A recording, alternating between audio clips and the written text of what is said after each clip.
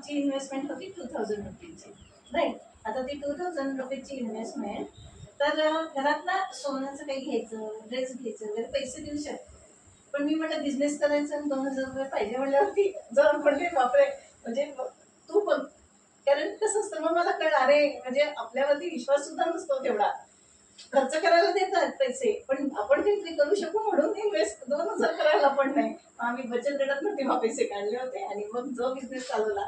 आणि तेच तुम्हाला त्यासाठीच आज बोलवलंय की तो बिझनेस मग नंतर जाऊन अगदी 2 व्हीलर गाडी घेतली, 4 व्हीलरचं झालं, घर त्याच्यातनं एक 1 BHK फ्लॅट त्याच्यातनं घेतला.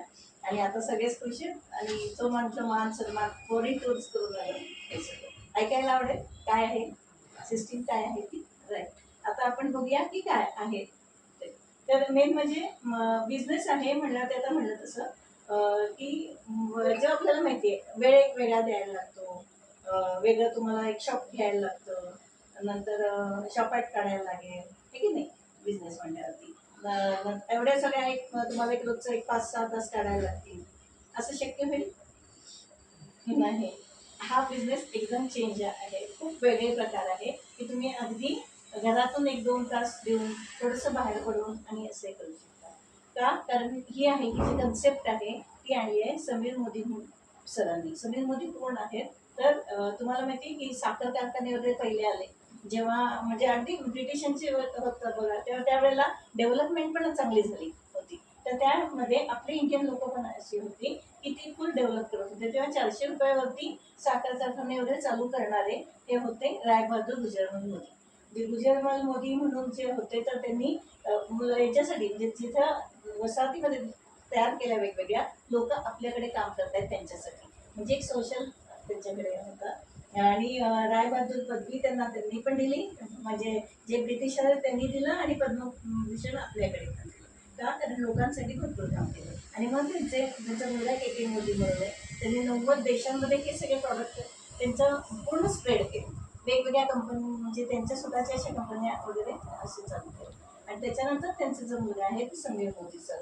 तर ते समीर मोदी सर जे फाउंडर आहेत आता मोदी केअरचे, हां जे कंपनीचं नाव आहे ते मोदी केअर.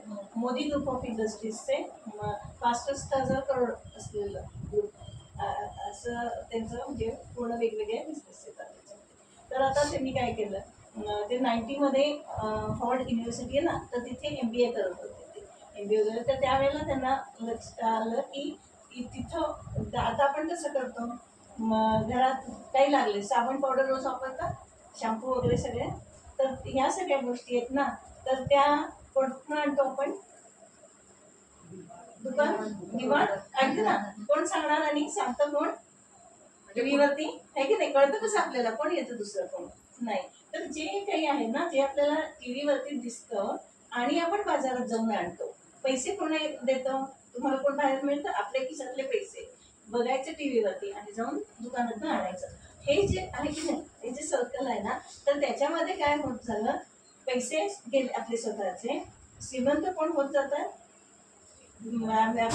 कोण आहेत शाहरुख खान वगैरे जे ऍक्टर्स वगैरे आहेत, ऍक्ट्रेस ते श्रीमंत होतात आणि जो तयार करत होतो. मग याला पर्याय म्हणून एक बिझनेस त्यांनी सुरू केला आणि तो आहे हा मोदी. मान्य आहे तुम्हाला? तुमच्या तोंडून बोलताय तुम्ही एकच एक.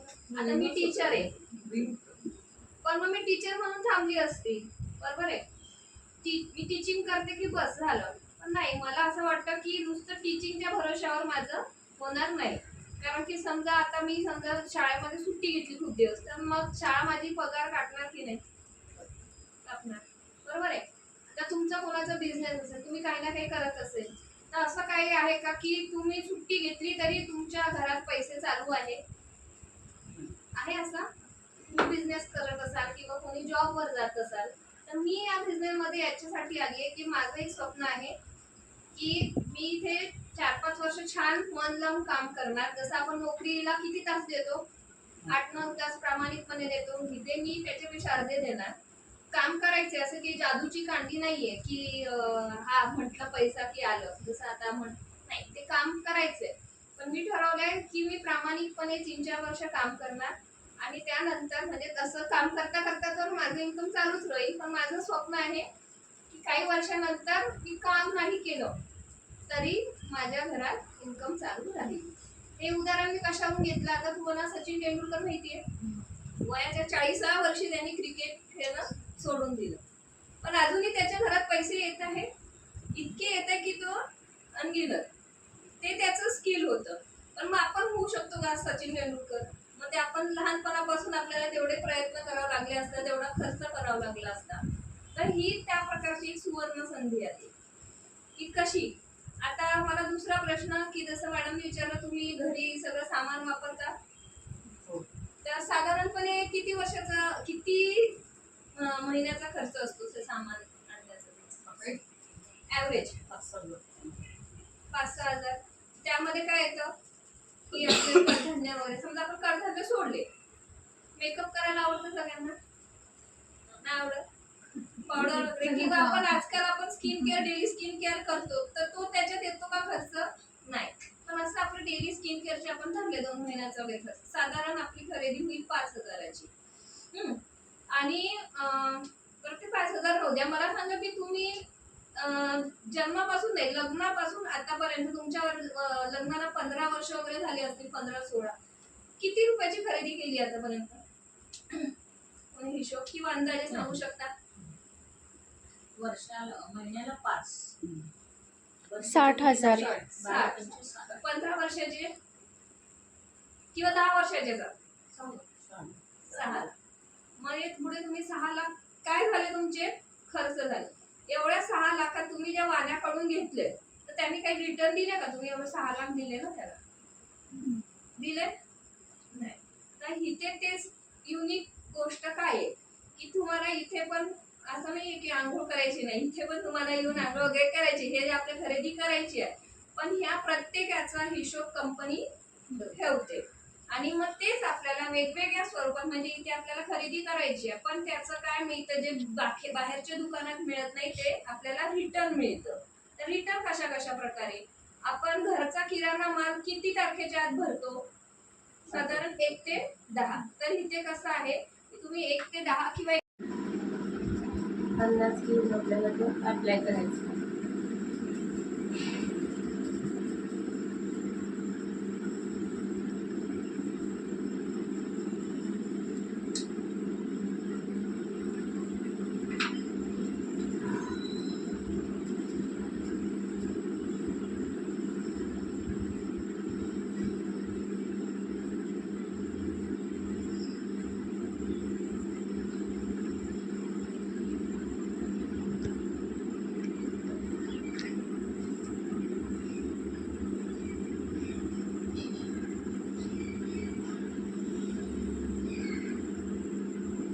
ही फेस पावडर डेली पण वापरता येते. टाल्कम पावडर वापरायचीच नाही, म्हणजे डब्यातली वापरतो पाऊस वगैरे.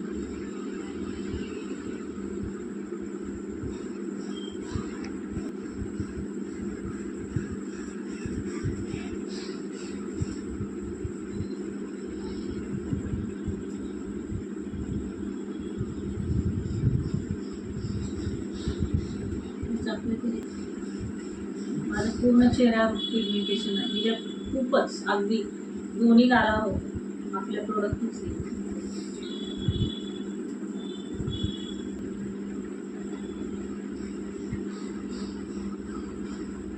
बस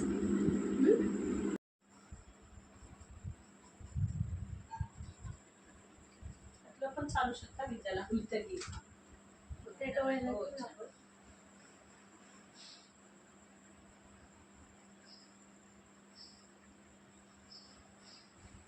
फिरवलं तर हे गुलाबी आपल्या चेहऱ्यावरती छान दिसतं.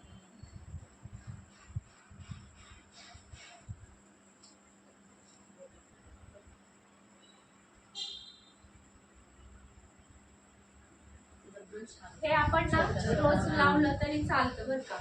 फक्त तुम्हाला सवय एकदा झाली ना कॅरी करायची की तुम्ही ते रोज लावून जाऊ शकता. आणि असं हलकं पिंक लावलं तरी छान वाटतं ते.